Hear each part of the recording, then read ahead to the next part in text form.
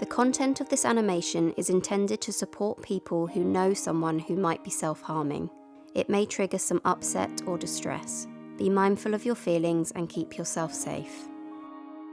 Self-harm describes any behaviour which causes harm to your own body. Research tells us that it is a way of communicating something that is difficult to express or a coping strategy to manage difficult feelings. It's different for everyone. We should avoid using language like attention-seeking, copycatting, or deliberately hurting. These terms come from myths and stereotypes and can become a barrier for young people to access support.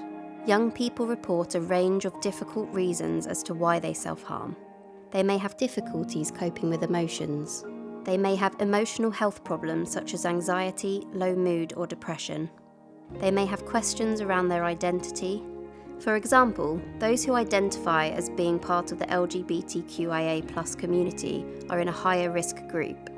They may be experiencing relationship difficulties with friends, family, or partners, including loss or bereavement.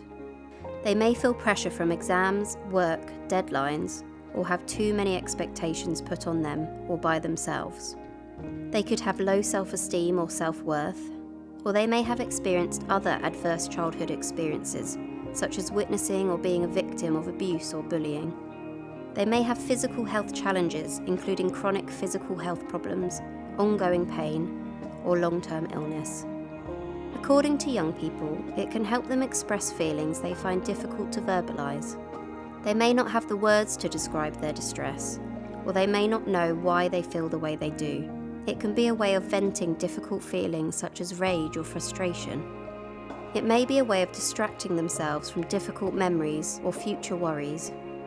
It might be a way of converting emotional pain into physical pain. It could be a way of punishing themselves because of feelings of low self-worth. It may be a subconscious way of asking for help and eliciting care from others.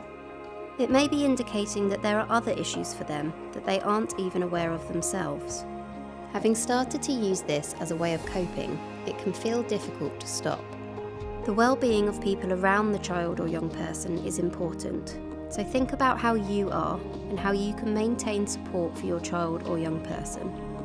It is normal for parents and carers to experience a range of emotions, including anger, sadness, helplessness, shame, or fear. Try not to take control or rescue the child or young person unless emergency medical care is needed. Young people tell us that when people try to scoop them up and control the situation, they don't feel empowered. Try to balance acceptance of them as a person you care about and their situation with ideas and solutions. Validating the distress and the feelings can be a very powerful way of helping people feel understood, even if you don't agree with what they have done. Take time to notice how you are reacting and ensure you feel calm before making a plan with the young person. You could try grounding techniques such as breathing exercises or mindfulness. If it is safe to do so, explain that you need a little bit of time to think things through. Try to build a team or network around you. This could include seeking support from other parents or carers, friends, family members or organisations. It is important that the child or young person is involved in next steps around sharing their information and getting support. It is common to not know what to say or to worry about saying the wrong thing. Remember that communication is as much about listening as it is about speaking, so focus on listening. Sometimes it helps to create a context where you are not sat directly in front of someone.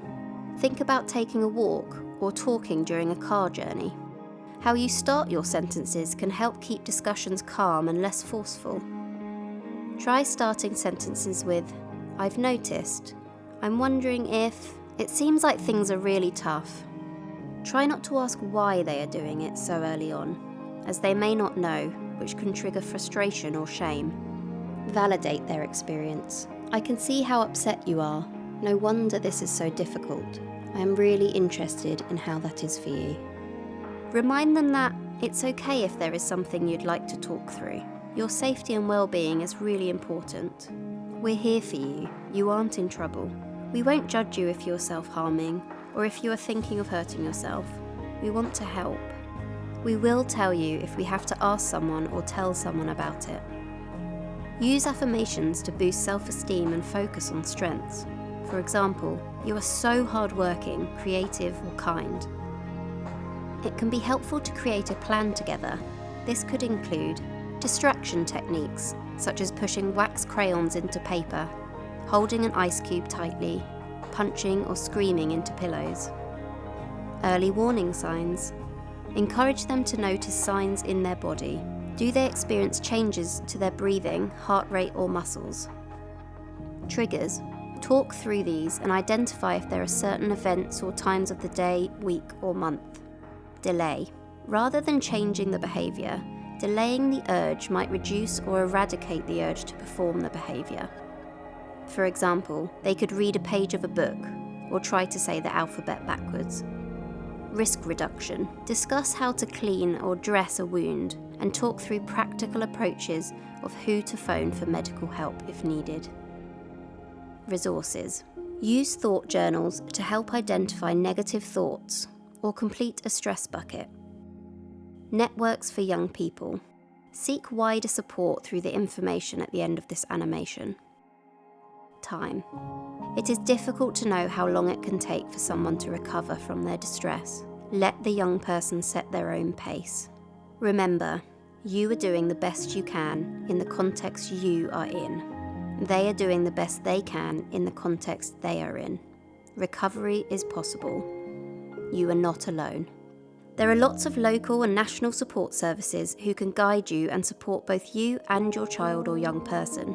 Do not hesitate to seek support. Everyone deserves help.